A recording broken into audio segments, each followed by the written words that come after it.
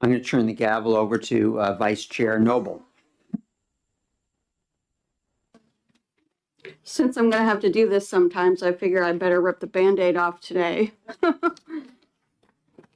House Bill 184, establishing a committee to study changing school start times, and I welcome the prime sponsor, Representative Wheeler. Thank you very much, Vice Chairman Noble, Chairman Cordelli, and members of the House Education Policy and Administration Committee. I congratulate you all on your appointment to this new committee and look forward to seeing the work that you guys do. HB 184 was brought forward because of a group of parents that came to me in my district and told me about how they were concerned about how early their students, their children, were waking up. And I know that because I remember having to get up at 6 in the morning to, if not earlier, to make the bus at 6:30 and going to class at the 7:30 hour during the first period. And I remember how that affected the day when you're a student in school and how that makes it significantly more difficult to go about the day when you have your first period. As I said in my written testimony, whether it's algebra or photo and video, those classes are significantly harder when you're starting so early in the day. So what I decided after researching this issue over the course of the last year was that a stick was not the right approach to this legislation. The issue is significantly complex, and there are, as I don't need to tell this committee, a number of complexities around the start of school, whether that be the student schedules, the teacher schedules, the busing companies servicing multiple districts throughout the state that start at different times, and the buses using those different school districts' start times to pick up people at a certain time. So this is a very complex issue. And moving forward with a stick by saying, here's a mandate from the state, you all start at X time, would not be the way to do it. So I proposed a legislative study committee made up of members of the House and the Senate to look at this issue, which people across the state are concerned over. You'll have in your email a correspondence from members of school boards from Nashua and Conval and a few others who I've spoken to about this issue. There'll be educators that reach out to you and students and parents. And I have a few parents and students here today that took the time to come out and speak to you about why they'd like to find a way to make their school start a little later. People have gone to their school boards across the state and have been told by their school boards, their school board members, that this is such a complex issue that it's one the state should study and look at before we can move forward on. So I'm here today to move that forward so that those parents that are across the state trying to make sure that their kids are healthy in public schools are heard. And I thank you all very much for the time that you have given me, and happy to take any questions. Thank you, Representative Wheeler. Representative Selig. Thank you, and thank you for taking my question. It's nice to see a fellow committee member from a previous committee in this room. So I'm curious about your comment that people have gone to school boards and had difficulty with this. My children attend the Oyster River School District. I think it was, 15 years ago, a group of parents went before our school board and said, we have a problem with school start times. We'd like to create a study committee. The school board approved it, approved a local study committee. They came back with their report, and there was a meeting of the town where there were, I think, 3 public hearings. And as a result, we changed our school start times, which we were able to do because we have our own internal bus system that manages our students, although it was still incredibly complicated to do and very specific to managing our 4 schools' buses, and then coordinating with the CTEs that had different start times for the high school students to navigate all of that. But I'm curious why you think that school boards wouldn't allow parents to create a committee within their own town to study this and make sure that it's truly local control around what's best for that individual town or school district. And we're part of a cooperative district, to be clear. Well, thank you for that question. I have in my notes here that Oyster River is a district that moved forward on this, and Keene High has had conversations, Conval's had conversations, and I believe I'm missing one, but that's okay. There are districts that are talking about this, and it's not to say that every district in the state wouldn't move forward on that. It's that people have been met with, this is such a complex issue that we would hope the state studies it, and that's why I'm here. I'm sure there are districts throughout the state that would move forward on this issue, but given the conversations that I've had over the last year, people were excited by the prospect of a state committee that could look at this issue and study it from a state perspective, sort of bird's eye looking down. Representative McDonald. Thank you, Representative, and thank you for bringing this forward. I have a bit of a similar question as the last one that was posed. I know in Salem particularly, our school board has looked at doing this actually as a result of a student petition to look into it, and ultimately ran into an issue with busing, especially since we do have a CTE center, would make it difficult. So when I look at lines 10 and 11 of this bill, where it says legislation that would most effectively allow for changes to school start time, I read that as if the goal of the committee would be to change school start times or encourage school districts to do that. So is that your intention? And what would you say to a district like Salem School District that already tried and wasn't able to do that? Well, I would say local control, and I would say what that line says, the committee shall study what types of legislation would most effectively allow for changes to school start times. I think that's just the charge of the committee, and it would allow for a broader spectrum of, let's see what Salem has done, what Oyster River has done, what Keene High is doing from the broader statewide perspective that we have here in the legislative office building, to look at and come up with a potential solution. This is a study committee, so even if there was a solution that came of the study committee, it would still have to come back to the legislature for approval. So this is just to give an official committee that can look at this from a bird's eye view and take the information learned from what Salem has gone through, what Oyster River has gone through, and the other school districts, to see if there is some kind of through line that can be found through what the different school districts throughout the state have done. And if I may have a follow-up, you mentioned that it might take into consideration what happened in Salem or in Durham, it sounds like. Would there be an initiative to invite perhaps a member of the Salem School Board or someone else throughout the state to come and speak to the committee? Every study committee that I've been on, and I've been on 2 or 3, maybe 4, have been very productive. And those committees, without having to be commissions that say within the legislation, these are the members outlined, one member from each school district throughout the state, have been able to bring people from each district. I'll use the example of the parole study committee that I was on 2 years ago, and I guess was approved again. We'll see what that looks like in this next legislative session. But we were able to, despite being a legislative study committee comprised of members of the House and the Senate, bring in people, and people were excited to come in and tell us about what was going on in the parole system. And people on that committee had very different ideas as to what the solution that we would come out of that committee was with. But it was just an opportunity for people to say, there's this study committee, here we can go to the LOB and share our story. And I would imagine that this would be the 4th or 5th committee that I'd get to serve on, which would be as productive and would bring people from all 89 school districts together, all people from the School Board Association and others to discuss this issue moving forward. Okay, thank you. Thank you. Representative Woodcock. Thank you, Madam Acting Chair. Appreciate it.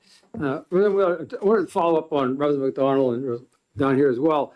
It's the same essence of the question, but is it your thinking then that the commission will be able to provide at the end, a summary of data and data points for these schools to take? Or is it your opinion that you think the next step is that the state is going to say, we've seen these data points, okay, and we're going to tell you to do this? I don't think that's for me to say. I think it would be for the appointed chair of the study committee to study this issue and come up with a report at the end, as legislative study committees are commissioned to do. What the content of that report would be up to the chair. My idea would be to, as a said to Representative McDonald, come up with a comprehensive approach to look at what school districts across the state have done to come up with a potential through line to make sure that our students can wake up healthier and happier and learn in the public schools. Thank you. Thank you, Madam Chair. Thank you. Representative Terry. I have read rather extensively, if not intensively, on this particular issue. And I'm aware that other states have actually initiated study commissions with respect to the issues involved relative to what's the best time for a school to start for children of particular ages. As I read the line 10(3) duties, it appears to me is that the charge to the committee is to just study what types of legislation would most effectively allow for changes to school start times. And it presupposes, therefore, that there should be changes, or are you looking for any kind of study here? Would it be done by the state or by a special study committee, or are you seeking to empower local communities and school boards to undertake these studies prior to however they would choose to do so, if they choose to do so? I'm a little foggy on this. Well, Representative Terry, I was afraid you were going to ask a question because I haven't read Profiles in Courage yet. But soon enough, I will read the book that you were so generous to give to me last year, and I'm looking forward to it. But to answer your question, this would be a study committee around the issue, and I would hope that at the end of it, as somebody who believes in moving forward with starting school later, that it would help in compiling data to potentially come up with a solution in a separate biennium that could be worked on from this committee and from the legislature that would address the issue. But the matter at hand with the study committee itself is just to compile that data and to look at what the potential is here for a through line in starting school later in the state of New Hampshire. And maybe, if I could, just maybe the solution that the study committee finds is that there isn't one, and that local control is the only way to move forward. But as you said, there were other states that started with a study committee and were able to, despite the complexities, find solutions. So I think this is, to me, just a step forward to see what other potentials are there. So would you be open to language that would give greater specificity to the target to actually study the issue itself rather than just the changing times, which would be the potential outcome of recommendations of such a study? Would you be open to language that would effectively broaden this and clarify?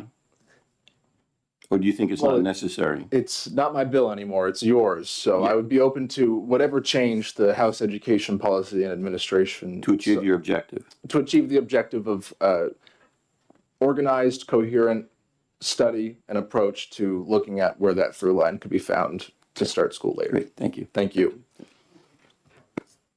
Any other questions? Oh, Representative Morse. Hi.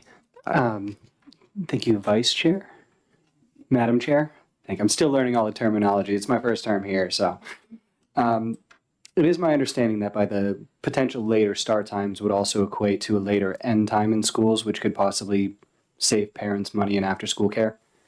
Thank you. That is correct, Representative Morse. There are some benefits despite the complex negatives that are here when it comes to busing, et cetera. There are some absolute positives to this, not just the health of the students, but yeah, we could reduce childcare costs if school started later.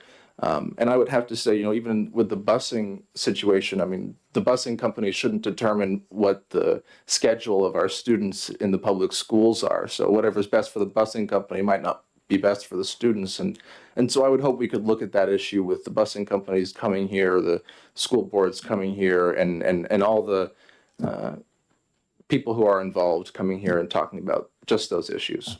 Sounds like you want to be on the committee. Thank you. And maybe, I don't know. Any other questions? Seeing none, thank you, Representative Wheeler. Thank you very much, Madam Chair. It's all time in this place.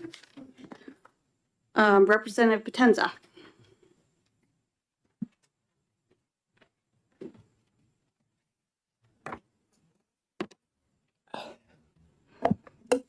Thank you, Madam Chair. That's cool to say. My name is Representative Kelly Potenza. I represent Stratford District 19 in Rochester. Now I'm totally going to date myself. My previous life, I worked for a higher education marketing organization. Before that, I worked for Babson College.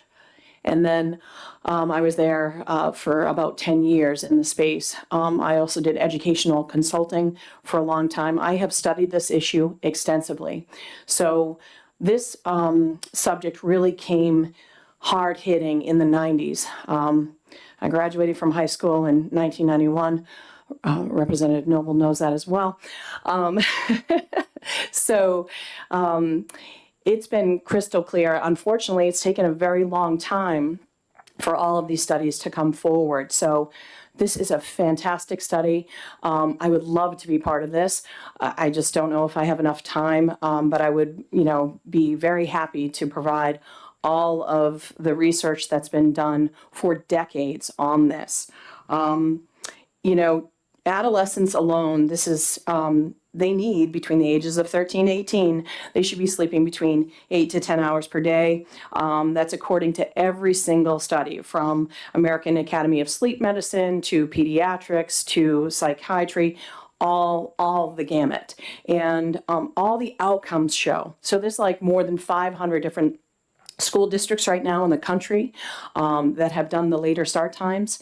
And I love how the Representative Wheeler ended with about we shouldn't be having an outside busing company driving the health and well-being and the academic integrity of our students.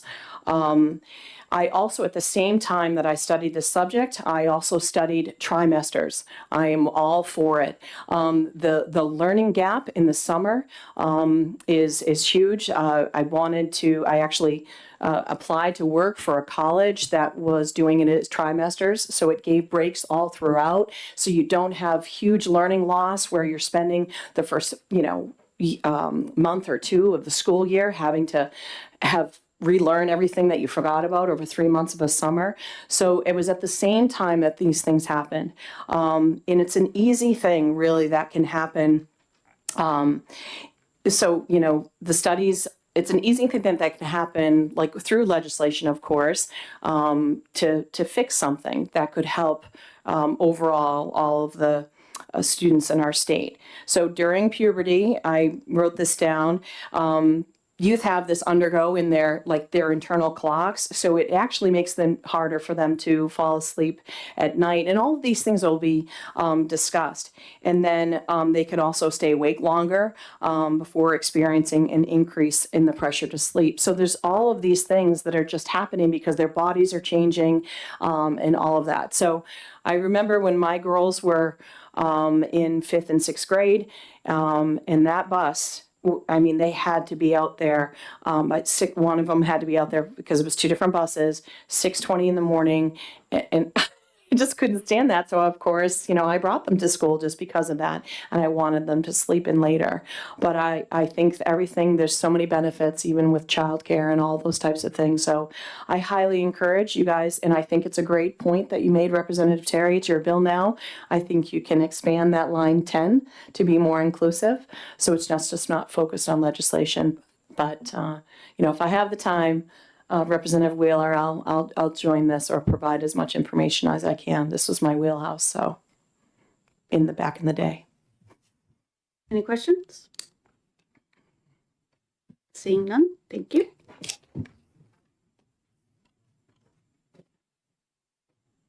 L. Zimmer. Can the three of them come up together? Sure.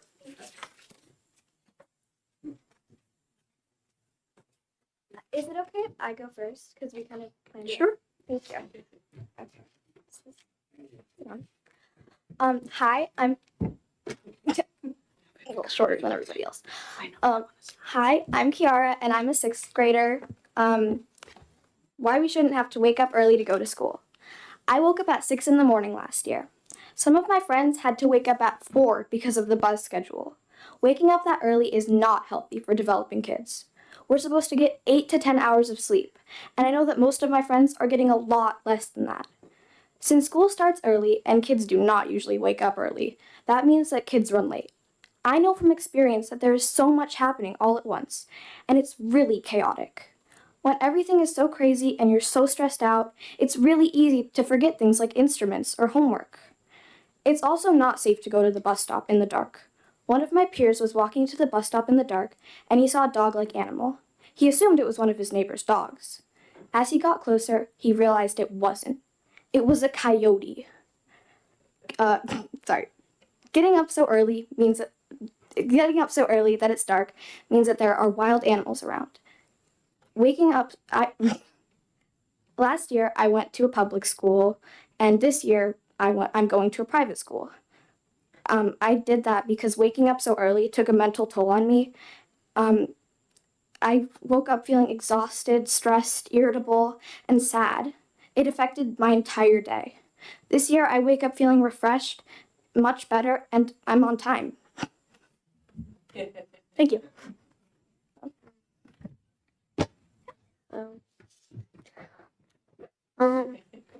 Hi, I'm Elle. I go to public school every day, and me and others have to wake up at 6 and earlier every single day to go to school, making them tired and unfocused. Some even sick, making them miss even more school than they do when they're late.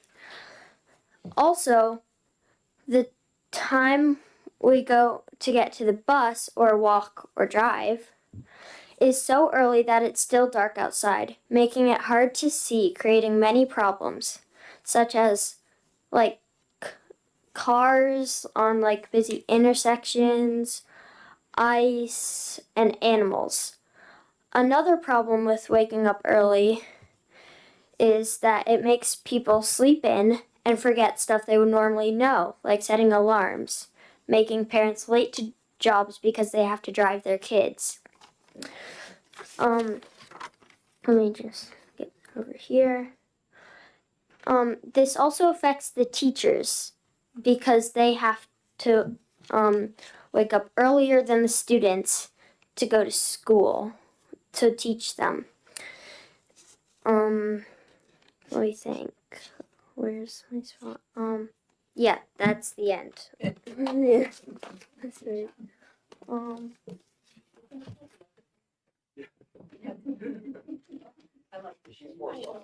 I liked it better.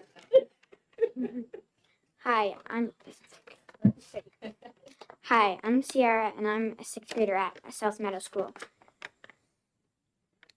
Kids at my school usually get about 5 to 6 hours when they should get 8 to 10. And if I don't get enough sleep, I don't feel good and end up missing more school days. It's also harder to focus without much sleep. Teachers could also benefit from getting up later because they have to get up even earlier than students. Kids don't have time to eat breakfast in the morning if they get up super early and have to rush to the bus. Sometimes kids put their heads down on desks because they don't have enough sleep, and then they get yelled at by teachers and sometimes even sent to the principal's office. Also, because it's so dark, most kids have to go to the bus in the dark, and it's so much colder at night without the sun in the winter. I've been feeling sick, like stomach aches, headaches, drowsiness, etc., ever since I started waking up early because school starts so early. Thank you very much. Would you girls like to take any questions? I don't know if anybody has them. Sure, I'm not sure if we'll be able to answer them, but sure. Representative Terry? Yes, thank you. Thank you for your very impressive testimony. Really appreciate you being here today and sharing your personal experiences. I'm a minister, and one of my favorite Bible verses is, "Don't let the world squeeze you into its mold."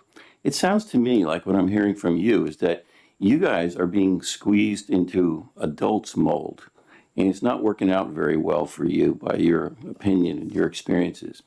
If that's the case, what time do you think would be a good time for school to start? so that you would be better off and the teachers too. Do you have opinions? Well, the new school that I'm going to now, which is a private school, we have to like get there from 8 to 9, and it really actually starts at 9. So just yeah, and it works a lot better. You guys have any other I think opinions? that's a pretty good time. Yeah. Yeah, like about 9. Can I just ask what town you girls are from? Peterborough. Peterborough. Yeah. Representative Selig. Thank you so much. So I want to thank you, first of all, for your thoughtful testimony, also for remembering that teachers have to get up even earlier to be there to prepare for you. As a former teacher in a school district that started at 7 a.m., I had to wake up at 5 to be on time myself, so I can relate to that. My question, and it may not be as relevant because I think you're all in middle school still at the stage, is whether or not any of you participate in after-school sports and had the impact of that, scheduling the timing around that with your schools at all. She does. I do too. Yeah.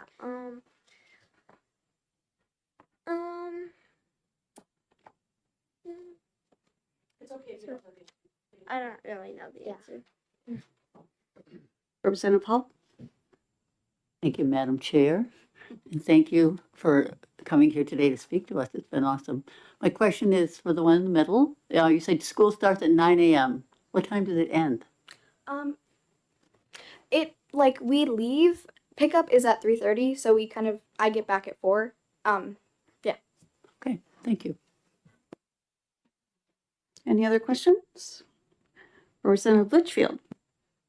Thank you, Madam Chair. And thank you for taking my question. Thank you so much for getting up here to speak today. You are all phenomenal, each and every one of you. So thank you. My question is, when we're looking at this, probably we're going to have to share the school bus, grades kindergarten through 12th grader, maybe 10th, right? I don't want to exaggerate. Maybe you get your license when you're 16 and you can drive. How do you feel about that? Do you think it's okay? Are you okay with having the big kids and the really little kids on the bus, or the crazy middle schoolers? What do you think about that?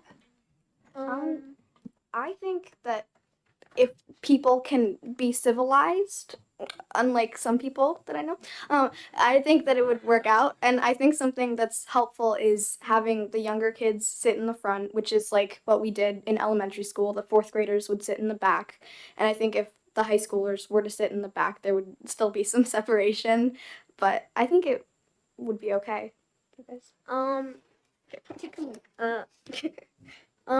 Personally, I think it would be pretty good because on my bus we have our grade and like all the middle schoolers and the high schoolers, and they don't really normally cause any problems, so I would say it's pretty good like that. If there were like clear separations between like elementary school and middle school and high school, I think it'd be fine.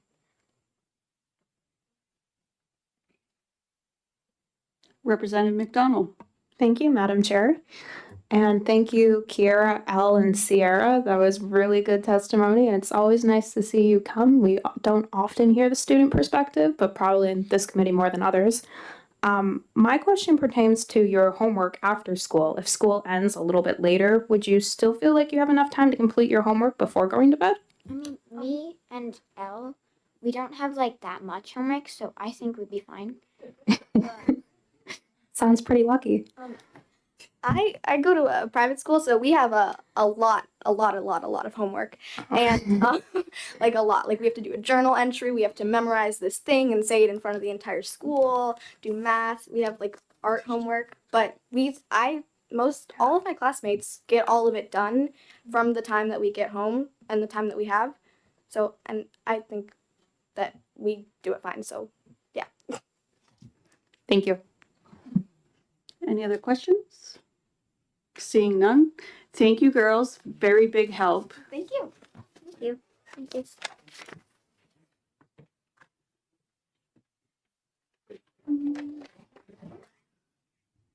I don't know if I'm reading this correctly, but Naomi Tucker?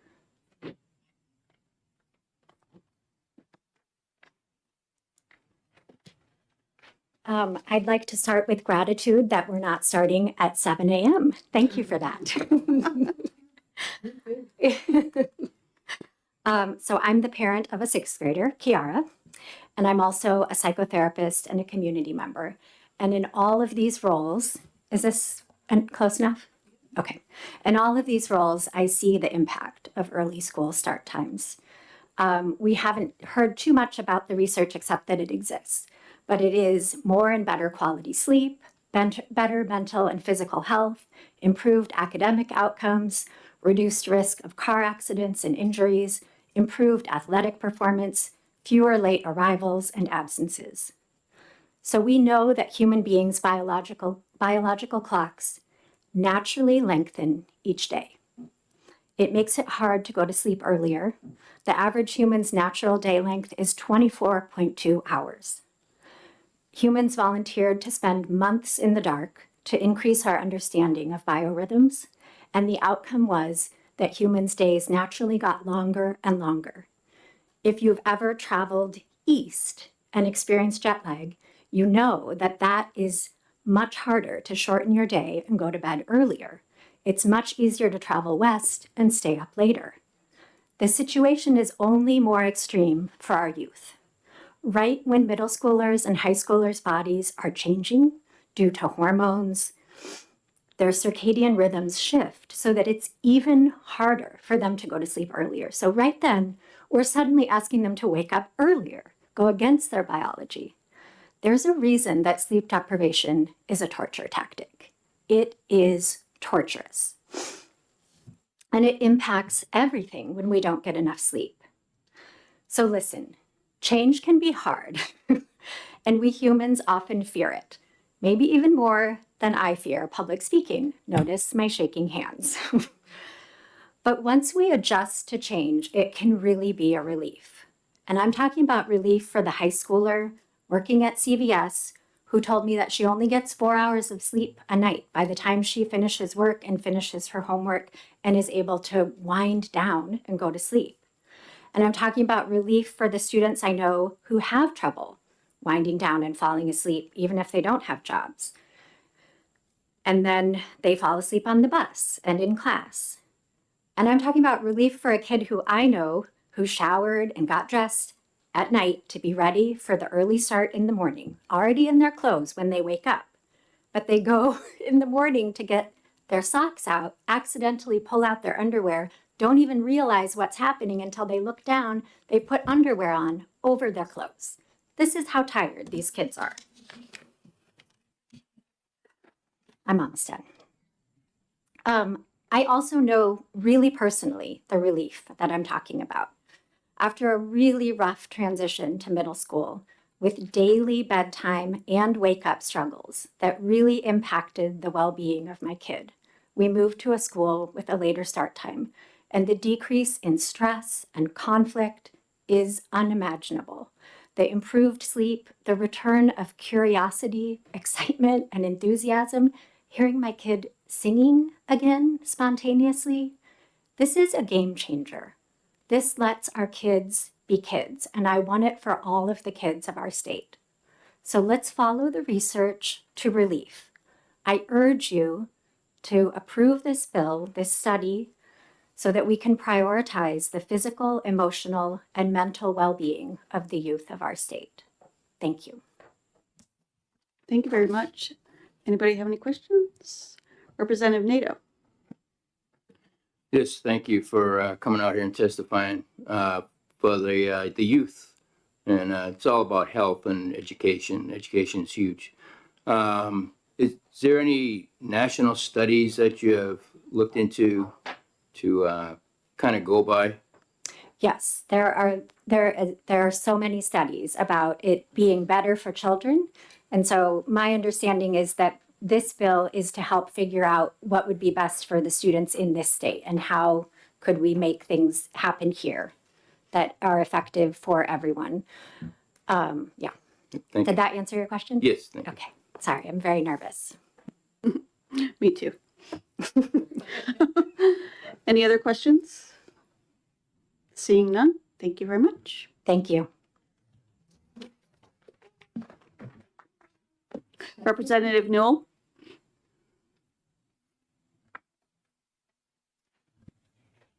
Thank you, Madam Chair. My name is Jody Newell, and I represent Cheshire 4 and Keene.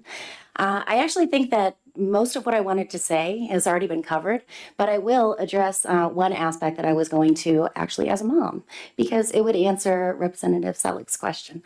My oldest, he's 17 now, and he is a helper for the unified basketball team at his school. And also he plays baseball when it's in season. Sometimes he doesn't get back until 9:30 or 10 o'clock when it's an away game. And I can't imagine him having to get up at 6 o'clock the next morning and go to school. Fortunately, what Keene did was we put out a survey to all of the parents. This was, I think, kind of as we were recovering from COVID, and everybody's getting back into the swing of things. And they said, you know, when do you think we should make school start times later? We all voted, or I voted, I don't know, a majority of us voted. And we all said that, yes, we would like for it to be later. So we were able to do that in Keene. What I see about this is the fact that, you know, in some places it's not possible for one reason or another. There are potentially barriers in the way. We've talked about busing and things like that. And I think that it deserves a statewide conversation so that we can decide what we think would be the best guidelines to go by, and figure out how we can do that, how we can come together possibly to do that and make it work for our children in their health and mental health, which has been addressed. So I won't waste your time. That's basically what I wanted to chip in. Thank you. Any questions? Representative Selig. Thank you, Madam Chair, and thank you, Representative, for taking my question. I'm curious where Keene, like Oyster River, has pushed their start time later, whether you've had a discussion in your community, which has proven to be a challenge in our community, where we have parents who are now struggling for before school care with the younger children with start times because they need to be at work before the school buses get to the elementary routes.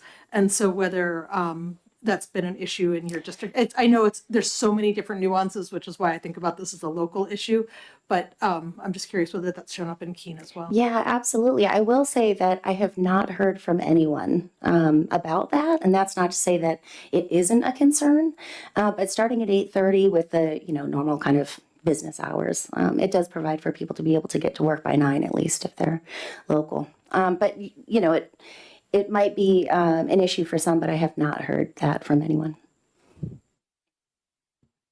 Any other questions? Seeing none, thank you. Angela, and I can't quite read the last name. Okay. Did you get that one right?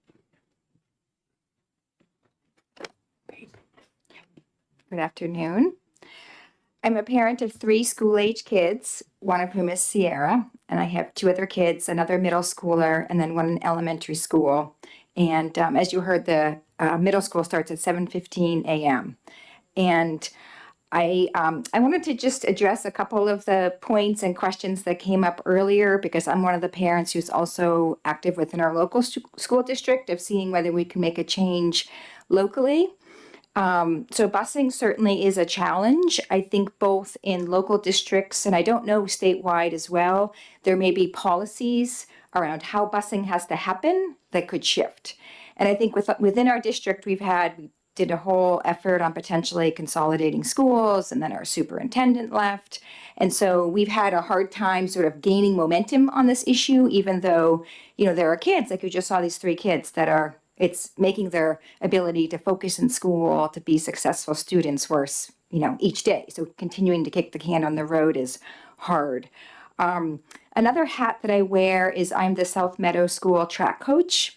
And so I've seen firsthand that it can be really challenging when some schools end at 4 and some end at 2:15. So we've had track meets that don't start till 4:30, and my kids are like sitting around saying, "Oh, when is this track meet going to start?" And we're waiting for other schools to get out. I also know for school districts that end later, there's been cases where the basketball team leaves at 2 and the kids miss 2 periods of school. So I don't think it's great when you have school districts, some do it, some don't.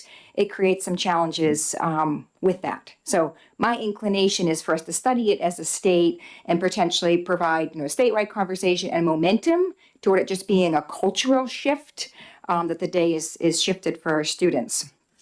But a couple of pieces that I had written down that I wanted to talk to. One is just the personal experience. You know, you heard from Sierra and some of her friends.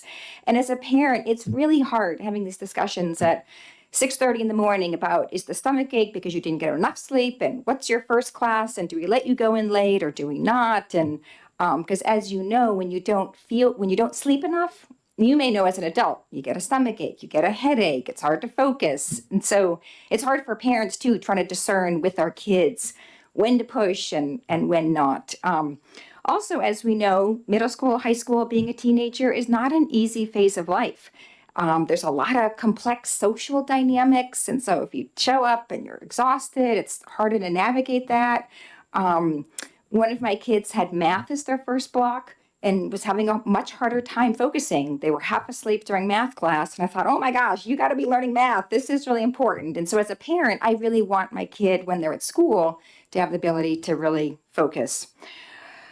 My other middle schooler he's pretty good at powering through just his personality, but he gets pretty grumpy. And often in the morning, he's grumpy. And he also gets these extensive headaches that, you know, I think that if he was able to be well rested every day, that wouldn't be happening for him. And he's really clear. He had a basketball game this afternoon, so couldn't come.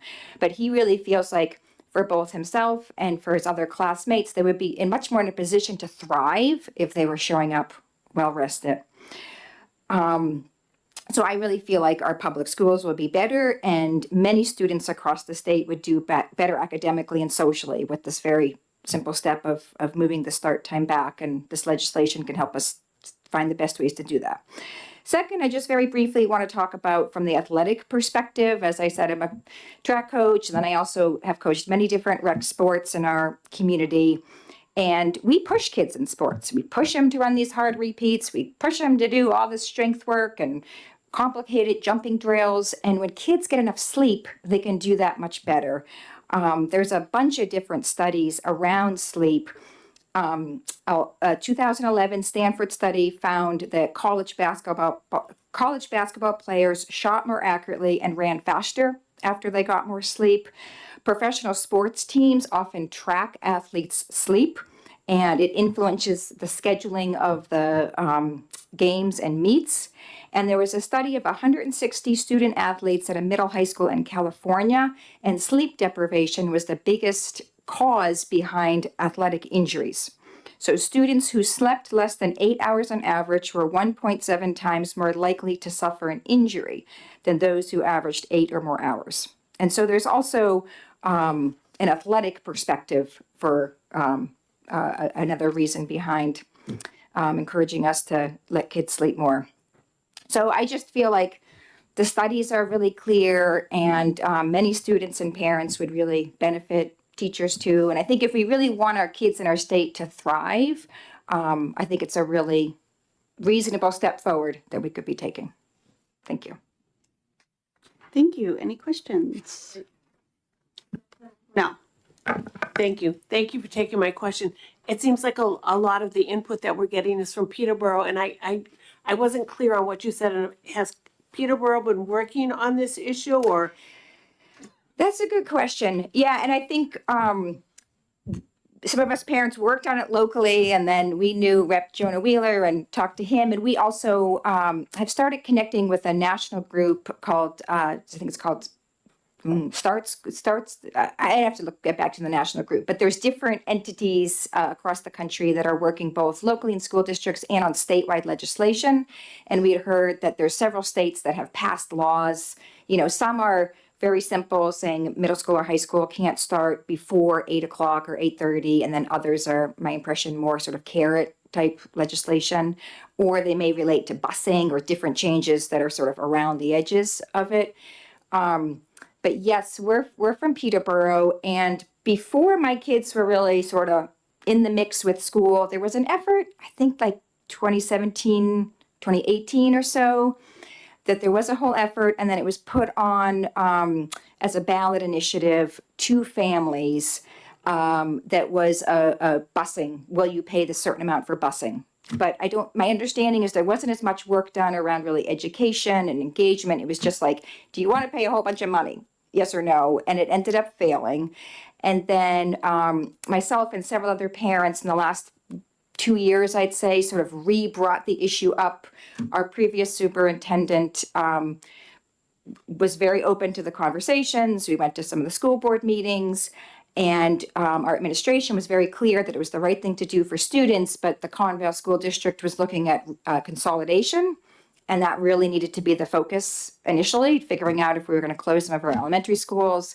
And then our superintendent left, and so we just lost a little bit of steam. And my perspective as a parent is that, you know, we'll try on all levels. We'll try with our school district. We'll try at the state. But related to some of my earlier points about athletics, I think it's actually a challenge if you have some school districts go and other school districts not go.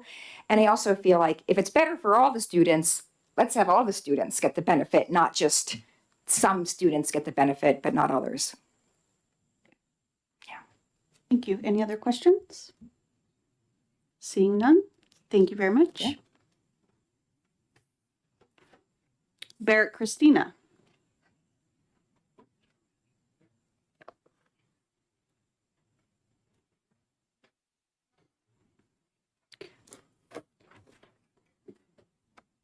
Barrett, I have one request.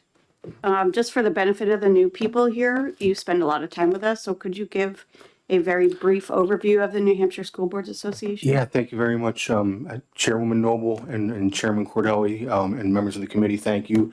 My name is Barrett Christina. I'm the Executive Director of the New Hampshire School Boards Association. It's nice to see some familiar faces again. And to the newly elected people, congratulations on being assigned to the absolutely the best committee in the New Hampshire House of Representatives. There's not a lot of work in this committee. It's calm, not a lot of emotions. It's going to be a real breeze for you. But thank you for that, for allowing me to introduce myself, Representative. The New Hampshire School Boards Association is a private nonprofit organization that provides a number of services to school boards. Primarily, we provide training to school boards. We do about 20 or 25 webinars each year. And between my staff attorney and I, we go out on site to probably anywhere between 50 and 80 school board meetings every year and provide a variety of trainings on roles and responsibilities, the right to know law, collective bargaining, effective meetings, good relations between the superintendent and the school board.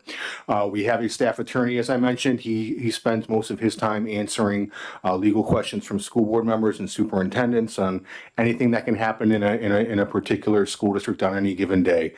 Today, we had questions on an individual was requesting that an agenda item an individual from the public was requesting that an agenda item be placed on the agenda for the next meeting. And the next email I got was a complicated issue relative to health insurance and early incentive retirement buyouts from an employee. So, and everything in between. So legal training, policy work. I don't know, those that we know have a handful of members that serve time on their local school board. The new individuals, if you were on your local school board, I'm not aware, but we certainly appreciate you for your service if you ever did. School boards are governed by policies and policy manuals. There are about 75 policies that are required by law. The School Boards Association maintains a sample policy manual, probably about 400 or 500 sample policies that we keep on file. We categorize them anywhere from required by law, recommended, and optional. Many of the optional policies we just keep on file, and we don't distribute it out per se, but rather we keep it on file. So if a school board asks if we have a policy on topic X, we have one on file ready to go. We also have a Director of Governmental Relations, Becky Wilson. Becky is the educator on staff. She's a former special education director, worked in building level administration for about 20 years before she came to NHSBA about 5 years ago. So Becky has the background, experience, and expertise to talk about sort of operationalizing those school district policies, if you will, and is really sort of our voice for what it means to be in the building with students, with parents, with staff members, and what can happen. Talking about start times, I'll just say bell to bell. bill, if you will. Myself, I've been with the School Boards Association for about 20 years. I started out as staff attorney for them in 2005. In 2017, my predecessor retired, and I was named executive director. So I spend my day mostly doing what my office manager tells me I need to do, because she runs the office, to be quite honest with you. But at times I do a little bit of everything. I still do a little bit of the training. I do a little bit of the legislative advocacy, and I do a little bit of the legal work. I don't do the policy work anymore because it was a lot of tedious work, and I'm glad to be able to pass that off. So if you have any questions, certain members of the committee know how to get in touch with me. Our website, our emails, and phone numbers are on the website. And as I said, you'll see me from time to time. You'll see Becky Wilson more often than you'll see myself. And we look forward to working with you. If there's ever anything NHSBA can do to assist you, whether it's relative to your work in this room or relative to questions that you may have with your own local school board or your own local superintendent. Over the years, I've heard from members of the committee that they're calling me not on a legislative issue, but they're just saying, hey, this was going on in our school district. What do you got a way I can sort of work this out, or how do you handle this? So we're here to be a resource, not just for our local school boards, but for this committee and other committees in the legislature as well, too. As you'll find out, for example, with House Bill 184, I'm not taking a position on the bill. We do that from time to time. We don't take positions on bills, but rather we come here. And for example, if you have a special education bill, Ms. Wilson from our office, former special education director, we may not take a position on the bill, but she can sit here and talk to you for 2 or 3 hours about special education. I just use that as one example, as I see some chuckles around the room. So thank you for the time, Representative, Madam Chair, to let me sort of fill in the gaps on that. Just jumping to our testimony on House Bill 185. Again, the School Boards Association is not taking a position on this bill. I think everything about NHSBA's comments have already been spoken, both by Representative Wheeler, by some of the other representatives that spoke, and some of the other, maybe the parents that spoke as well, too. And certainly I'd be remiss without recognizing and thanking the 3 young women who came and testified. It's always great when we have students in this room, isn't it? So there are challenges with school start times, and the testimony, I think, elicited that. What I think is most important to take away from, though, is that we heard that this was addressed in the Oyster River School District. We heard it was addressed in the Salem School District, and somebody mentioned, I believe, Keene, if I'm not mistaken, but all 3 of those were done locally, right? The local communities had that conversation about what was best for their community and their parents and their students. Some of the challenges with sort of, so to the study committee itself, NHSBA would have no objection. If the legislature wants to create a committee and bring in school administrators, bring in pediatricians or parents that have studied this, and school board members and the transportation companies, NHSBA is happy to be a part of that conversation and assist with whatever we can relative to what may come out of that committee. Our concern was, and I think Representative Cherry, you had mentioned line 10, the committee shall study what types of legislation would most effectively allow changes to school start time, sort of presupposing the answer, if you will. As you've heard me say, the returning members of the committee have heard me say from time to time, local challenges tend to have local solutions. NHSBA usually advocates for local control, and we would oppose, any recommendation from a committee that would, recommend sort of a statewide start time or statewide legislation to address this. I know that's sort of putting the cart before the horse, if you will, relative to this bill that's just looking to create the committee. But I think a lot of the challenges with getting some of these start times perhaps later, so kids can sleep in a little bit more, have been addressed. We have collective bargaining agreements statewide that indicate start and stop times, if you will. Transportation has been addressed. The needs of local parents, obviously. Staff scheduling, intra-district. You have a lot of teachers who are parents as well too, and they may teach in a different district with where they live. So if they need to be in a building at 7:30 or quarter of 8, for their job, how does that impact their ability to get their child to school at 8 or 8:30? If the towns are on, or the school districts are on different start times, CTE schedules, I believe somebody may have mentioned. So we know sort of what the challenges are. If this study committee can help bring people together to identify some solutions to some of those challenges, NHSBA is fully in support of that. So again, we're not taking a position. The speakers before me identified all the issues, but I just wanted to address them as well too. And again, thank you for the time, Madam Chair, for the introduction to the committee. And with that, I'm happy to answer any questions. Any questions? Seeing none. Thank you, Barrett. Thank you. I guess that concludes our hearing. And I don't have a gavel, so I use my fingers. Thank you very much, Ms. Vice President, my Vice Chair, I guess. And I wanted to thank everyone who came to testify today, reps and young ladies as well, certainly the young ladies. I want to thank the committee for a very productive day. I think we're off to a good start, and the schedule is out for next week. As I said, it'll be Wednesday and Thursday, we'll see following weeks. So we're starting to work on scheduling for the week after. So we'll try and get schedules out to everybody for planning purposes as soon as possible. But thank you again, and we. Beg pardon? I think Kayla is here with copies of bills. Oh, okay.